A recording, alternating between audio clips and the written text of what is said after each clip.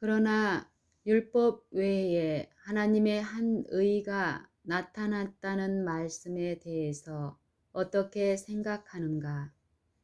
율법이 하나님의 의라는 말씀과 어떻게 일치하며 율법의 요구를 떠나서는 의가 없다는 말씀과는 어떻게 조화를 이루는가? 여기에는 모순이 없다. 이런 과정 때문에 율법이 무시당하지 않는다. 누가 율법을 주셨는가? 그리스도이시다. 어떻게 율법을 말씀하셨는가? 하나님처럼 권세 있는 자와 같이 말씀하셨다. 그리스도로부터 나온 율법은 아버지로부터 나온 것과 같으며 순전히 하나님의 의로운 품성을 나타내고 있다. 그러므로 예수 그리스도를 믿음으로 받는 의는 율법에 나타난 의와 똑같다. 더욱 이것은 율법에게 증거를 받은 사실로 확증되고 있다. 이런 장면을 한번 생각해 보도록 하자. 여기 즉결 심판에서 율법이 죄인의 반대 증인으로 서 있다. 율법은 변할 수 없으므로 죄인을 의인이라 부르지 않는다. 유죄 판결을 받은 죄인은 수차례에 걸쳐 율법으로부터 의를 얻고자 하나 모두 거절당하고 수포로 돌아갔다. 어떤 고행이나 선행 같은 것으로 매수할 수도 없었다. 그러나 여기에 은혜와 진리가 충만한 그리스도가 서 계시면서 죄인을 부르고 계셨다. 드디어 죄인은 율법으로부터 의를 얻으려고 헛되이 발버둥 치다가 지쳐있던 중에 그리스도의 음성을 듣고 그 벌리고 있는 품으로 도피하였다. 그리스도 안에 숨었을 때에 그리스도의 의로 옷 입게 되었다. 이제 보라, 지금까지 헛되이 구하였던 의를 그리스도를 믿음으로 얻었다. 이제는 율법이 요구하는 의를 갖게 되었다. 의의 근원으로부터 얻었기 때문에 이것은 진짜 의이다. 율법도 그곳으로부터 나왔다. 그러므로 율법은 이 의가 참된 의라고 증거한다. 사람이 이 의를 가지고 있으면 율법은 법정에 들어가서 변호하여 모든 고소인들로부터 죄인을 보호하겠다고 말한다. 율법은 그 사람이 이제 의인이 되었다는 것을 증거할 것이다.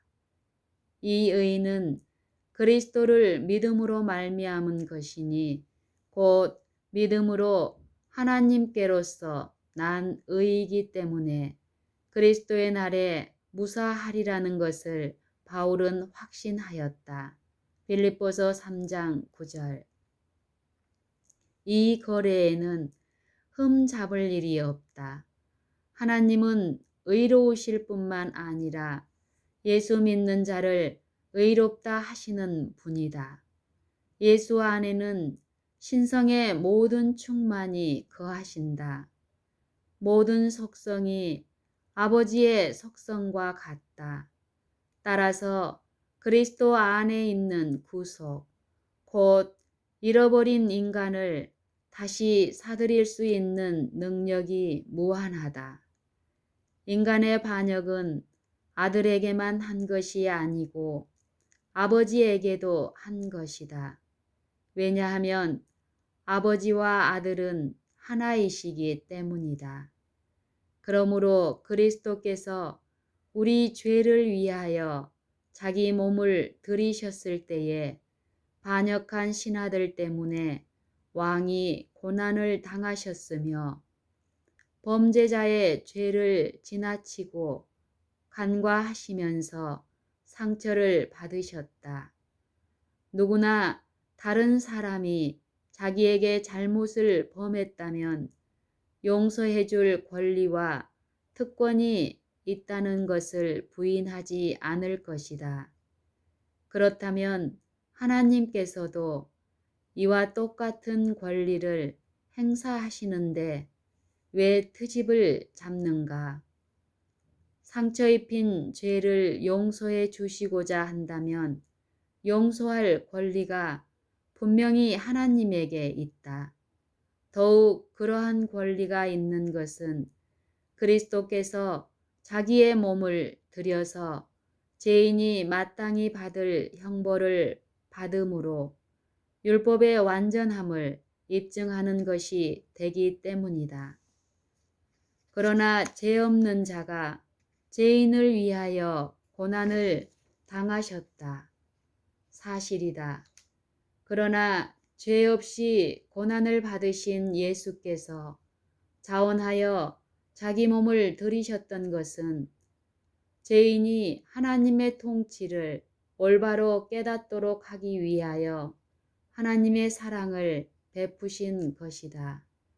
다시 말하면 우주 통치자에게 행한 죄를 용서해 주시려는 것이었다. 이제 하나님의 이름에 대해서 직접 말씀하신 것을 보도록 하자. 하나님께서 멸시받던 최악의 사태 가운데서도 이렇게 말씀하셨다. 여호와께서 구름 가운데서 강림하사 그와 함께 거기 서서 여호와의 이름을 반포하실세 여호와께서 그의 앞으로 지나시며 반포하시되 여호와로라 여호와로라 자비롭고 은혜롭고 노하기를 더디하고 인자와 진실이 많은 하나님이로라. 인자를 천대까지 베풀며 악과 과실과 죄를 용서하나 형벌받을 자는 결단코 면제하지 않고. 출애굽기 34장 5절에서 7절. 이것이 하나님의 이름이며 인간에게 직접 계시하신 품성이며 사람들이 하나님을 이렇게 생각하라는 빛이다. 그러나 형벌받을 자는 결단코 면제하지 않고 라는 말씀은 무슨 뜻인가? 이 말씀은 노하기를 더디하고 인자가 많고 과실과 죄를 용서하신다는 말씀과 완전히 일치한다. 하나님께서 형벌받을 자를 결단코 면제하지 않겠다는 것은 사실이다. 면제할 수는 없지만 그러나 오히려 더욱 공의로운 하나님이 되실 수 있었다.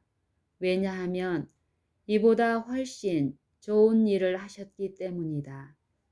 죄를 옮기셨으므로 전에 죄 지은 자가 면제받을 필요가 없이 의롭다 하심을 받아서 결코 죄 지은 일이 없었던 것처럼 간주된다. 의를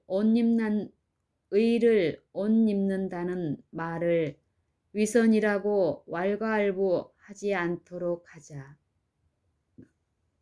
어떤 사람은 의의 선물의 가치를 이해하지 못하여 입혀주신 의를 원치 않고 자기 생애에서 얻어지는 의만 원한다고 말한다. 그렇지만 이것은 예수 그리스도를 믿음으로 모든 믿는 자들에게 주시는 하나님의 의를 무시하는 것이다. 그들의 생각이 경건의 모양만 있고 능력이 없는 이선에 항의하는 것이라면 동의한다. 그러나 이것만은 마음에 생각하기 바란다. 누구의 옷을 입느냐에 따라서 엄청난 차이가 난다. 자기 자신의 옷을 입음으로 그리스도께서 옷을 입혀주실 때에 그 옷을 낮게 평가하거나 거절해서는 안 될 것이다. 이사야가 한 말을 주목하여 보자. 그가 의의 겉옷으로 내게 더하심이라. 그리스도께서 우리에게 입혀주신 의는 하나님이 인정하시는 의이다. 만일 하나님께서 만족스럽게 여기시면 더 좋은 것을 찾으려고 할 필요가 없다. 그러나 비유를 하나 더 들어보자. 그러면 모든 어려운 문제가 풀릴 것이다. 스게라 3장 1절에서 5절에 해답을 주기 때문이다. 대제사장 여호수아는 여호와의 사자 앞에 섰고 사단은 그의 우편에 서서 그를 대적하는 것을 여호와께서 내게 보이시니라. 여호와께서 사단에게 이르시되 사단아 여호와가 너를 책망하노라. 예루살렘을 택한 여호와가 너를 책망하노라. 이는 불에서 꺼낸 그슬린 나무가 아니냐 하실 때에 여호수아가 더러운 옷을 입고 천사 앞에 섰는지라. 여호와께서 자기 앞에 선자들에게 명하사 그 더러운 옷을 벗기라 하시고 또 여호수아에게 이르시되 내가 내 죄과를 제하여 버렸으니 내게 아름다운 옷을 입히리라 하시기로 내가 말하되 정한 관을 그 머리에 씌우소서 하매 곧 정한 관을 그 머리에 씌우며 옷을 입히고 여호와의 사자는 곁에 섰더라.